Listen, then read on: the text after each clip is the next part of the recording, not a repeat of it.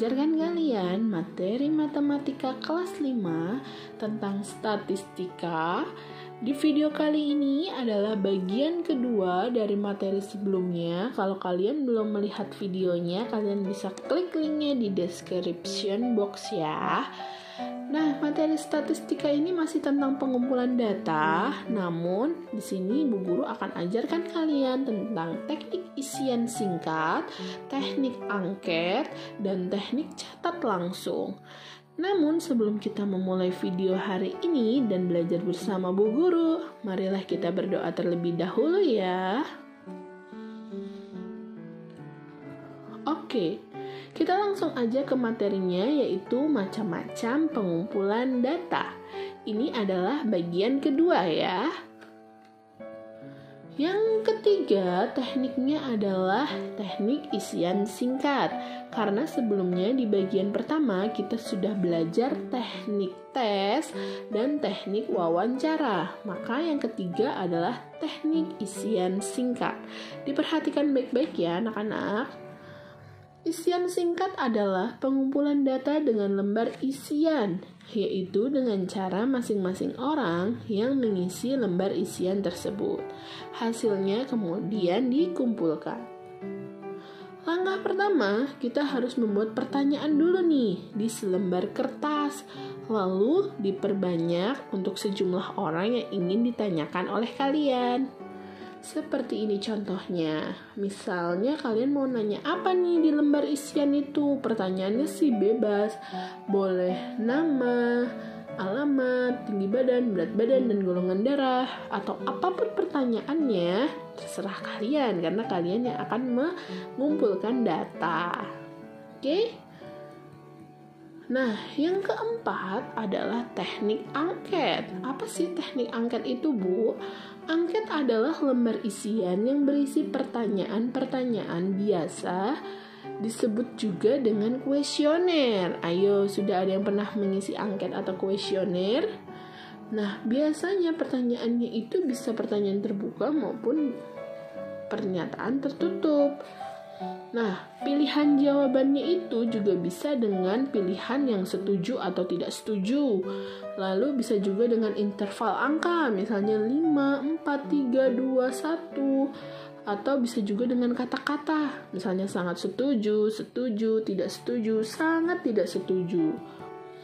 Nah, hasil angket ini akan dihitung dan akan diambil kesimpulan jawabannya dari informasi yang didapat itu. Kalau kalian belum pernah melihat angket, ini adalah contoh angketnya. Kalian perhatikan baik-baik. Di sini judul angketnya adalah Kebersihan dan Kesehatan Lingkungan Sekolah SDIT Granada. Nah, di situ ada petunjuknya nih anak-anak. Berilah tanda checklist pada kolom ya jika Anda setuju. Dan berilah tanda checklist pada kolom tidak jika Anda tidak setuju. Jadi ini pilihannya yang ya atau tidak ya. Bisa juga yang angka-angka, bisa juga yang kalimat. Nanti kita lihat contoh lain. Di sini ada nomor, ada pertanyaan, ada ya, ada tidak di dalam tabelnya. Di sini ada 15 pertanyaan dan masing-masing pertanyaan itu memiliki pertanyaan yang berbeda-beda. Kita lihat dulu nomor 1. Apakah menurut Anda lingkungan sekolah Anda adalah lingkungan sekolah yang bersih? Nah, kalian bisa tuh cek menurut kamu sekolah kalian itu bersih nggak? Kalau kalian bilang iya Bu, sekolah saya bersih, berarti kalian checklist ya. Kalau kamu bilang enggak Bu, sekolah saya nggak bersih, buktinya tuh masih ada teman saya yang buang sampah di selokan, berarti kamu klik tidak. Kayak gitu ya, sudah paham? Oke. Yang nomor 2, apakah ada kegiatan penghijauan lingkungan di sekolah Anda? Nah, ada nggak nih? Misalnya, membawa pohon ke sekolah. Saya nggak pernah disuruh Bu, berarti jawabannya tidak. Oh iya Bu, saya waktu kelas 3 misalnya disuruh bawa pohon sama guru saya, berarti kamu jawab iya. Seperti itu sampai pertanyaan ke-15. Kalau sesuai dengan kalian pernah melakukan, kalian setuju, kalian tinggal klik ya. Tapi kalau kalian tidak pernah melakukan, kalian tidak setuju, silahkan klik tidak. Ini adalah angket atau kuesioner. Sudah paham? Nah, ini adalah contoh angket dengan hanya 2 pilihan jawabannya ya. Sekarang kita ke contoh berikutnya. Nah, ini adalah angket dengan interval angka sebagai pilihan jawabannya anak-anak. Di sini ada interval angka 1 sampai 5, tapi 1 sampai 5 itu juga ada keterangannya. Keterangan angka 1 itu jika kamu sangat tidak setuju dengan pernyataan itu. Lalu keterangan angka 2 itu tidak setuju, 3 itu netral atau biasa aja, 4 itu setuju, dan 5 itu sangat setuju. Oke, nah ini adalah bukan tentang sekolah, tapi ini hanya contoh ya untuk kalian. Contohnya jika kalian datang ke sebuah supermarket, terus kalian disuruh ngisi angket atau kuesioner tentang pelayanan mereka, tentang pelayanan kasir. Nah, kalian bisa isi. Contoh pertanyaan nomor 1. Pegawai kasir berpenampilan rapi. Nah, saat kalian datang ke Indomaret atau ke Alfamart dan tenan-tenan yang lainnya, kalian bisa lihat tuh pegawai kasirnya berpenampilannya rapi nggak ya? Kalau kalian bilang, oh iya sangat rapi, berarti kalian isi dengan angka 5. Tapi kalau kalian, biasa aja mbak-mbaknya, berarti kalian isi dengan angka 3. Atau saat kalian melihat, mbak-mbaknya itu tidak rapi, bajunya kusut, bau, kayak gitu kan, berarti kalian pilih angka 1. Atau terserah kalian mau pilih angka 1, 2, 3, 4, atau 5. Kayak gitu ya anak-anak. Jadi berbeda dengan yang tipe tadi. Yang tipe ini menggunakan interval angka, dan masing-masing angka ada keterangannya. Oke, paham ya? Lanjut. Nah, ini angket dengan pilihan jawaban menggunakan kata-kata, seperti yang Ibu bilang tadi. Di sini ada contohnya angket kedisiplinan siswa. Di angket itu biasanya nanti kalian tulis nama, kelas, lalu pilih laki-laki atau perempuan. Nah, di situ ada keterangannya nih yang menggunakan kata-kata. Kalau SS itu sangat setuju, S setuju, TS tidak setuju, dan STS sangat tidak setuju. Bu, ini kayaknya sama deh kayak yang ini. Iya, sama. Tapi kalau ini itu dengan angka-angka, kalau yang ini itu dengan kata-kata, ya. Oke, kita masuk ke pertanyaan yang pertama. Kamu datang ke sekolah tepat waktu. Nah, apakah kamu itu kalau datang ke sekolah suka tepat waktu enggak? Kalau iya Bu, saya mah tepat waktu terus, berarti kamu tulis sangat setuju. Di checklist di bagian yang SS ya. Terus, apakah kamu membolos sekolah? Enggak loh Bu, saya nggak pernah bolos sekolah. Berarti kamu jawab yang sangat tidak setuju. Karena kamu kan tidak bolos sekolah kan, makanya kamu jawab yang sangat tidak setuju atau STS. Oke, paham? Harus dipahami ya, karena berbagai angket itu memiliki tipe yang berbeda-beda dan cara menjawab yang berbeda-beda pula. Semoga kalian paham ya dengan apa yang Bu Guru jelaskan ini. Nah, kita lanjut. Setelah angket kita belajar teknik catat langsung. Apa sih teknik catat langsung itu? Pencatatan langsung berbeda dengan wawancara ya nak, ingat berbeda.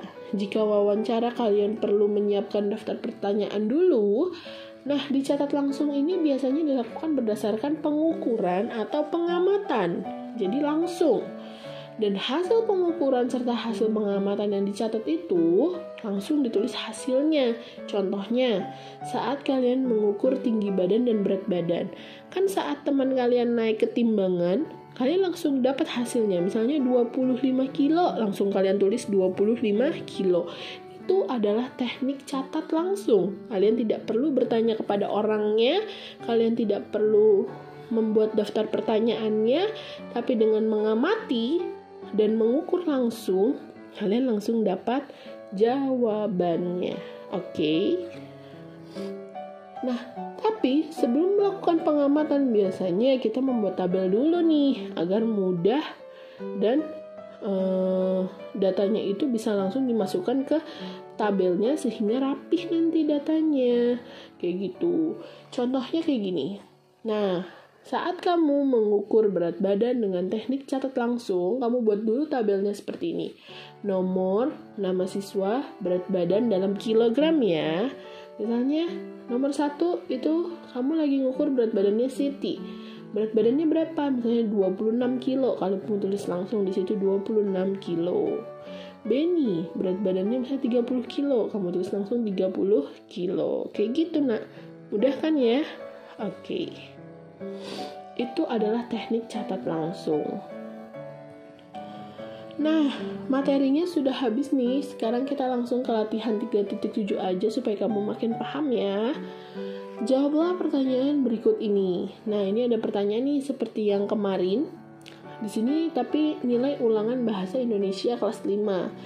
Ada 1, 2, 3, 4, 5, 1, 2, 3, 4, 5, 6. Ada 30 siswa dengan nilai ulangan bahasa Indonesia yang berbeda-beda. Dan pertanyaannya adalah, urutkan data di atas dari nilai yang terkecil. Nah, kamu cek dulu nih. Mana nilai yang paling kecil, mana nilai yang paling besar. Lalu kamu urutkan nilai yang terkecil misalnya 20, 30, 40 sampai berapa. Kayak gitu ya. Nah, setelah itu kamu yang jawab pertanyaan yang B. Berapakah nilai tertinggi? Kamu lihat tuh berapa nilai tertingginya. Dan yang C, berapakah nilai terendah? Nah, berapa tuh nilai terendahnya? Nilai terendah sama dengan nilai yang terkecil ya. Dan yang D, kriteria ketuntasan minimal atau KKM untuk pelajaran bahasa Indonesia adalah 75. Ingat ya, KKM 75. Berapa siswa yang tidak tuntas? Berarti kamu hitung siswa yang nilainya di bawah 75. Kalau 75 berarti dia sudah KKM, jadi jangan dihitung. Jadi mulai dari nilai 74 sampai 0. Oke, paham ya anak-anak? Nah, seperti itu cara mengisinya. Silahkan dijawab. Kalian tulis soal dan jawabannya di buku latihan matematika kalian. Lanjut, latihan 4.7. Buatlah daftar pertanyaan isian singkat yang terdiri dari 5 pertanyaan. Kalian bebas menanyakan apa saja, asalkan jangan sama seperti contoh ya. Kalian boleh nanyain apa aja, tapi nggak boleh tadi. Kalau nama boleh ya, nama. Lalu kalau misalnya tadi tinggi badan, berat badan, golongan darah, udah nggak boleh. Sekarang cari pertanyaan lain, kamu bikin sendiri. Lalu sebarkan tuh ke seluruh anggota keluargamu atau temanmu untuk mengisi isian tersebut. Dan foto orang-orang yang sedang mengerjakan isian kalian itu. Lagi ngerjain, sambil dia lagi nulis-nulis, kalian foto. Ya kan? Lalu kalian bikin kolase ya, jangan lupa. 5 orang kalian bikin kolasenya sedang mengerjakan tugas kalian itu. Oke, paham? Nah, kayak gitu deh. Tapi pertanyaannya juga kalian foto ya, supaya Bu Guru tahu kalian itu nanya apa sih ke orang-orang, dan hasil jawaban orang-orang itu juga harus kalian foto ya. Jadi Bu Guru tahu, oh bener nih si Andi udah ngisi pertanyaan isian dari kamu kayak gitu. Jadi nggak bohong-bohong, nggak tipu-tipu kayak gitu ya. Paham? Oke anak-anak, materinya sudah selesai. Kita ucapkan alhamdulillahirabbil alamin. Mudah-mudahan materi yang Bu Guru ajarkan hari ini bisa bermanfaat untuk kalian. Kalian bisa tambah pinter dalam matematika statistika ini. Terima kasih sudah menonton video Bu Guru dari awal sampai akhir ya. Buat kalian yang baru datang ke channel YouTube Bu Guru, jangan lupa dong di-subscribe, di-like, dan di-share ya video-video Bu Guru supaya teman-teman kalian makin pintar juga. Bu Guru akhiri video video kali ini. Wassalamualaikum warahmatullahi wabarakatuh. Dadah anak-anak, sampai bertemu di video Bu Guru selanjutnya.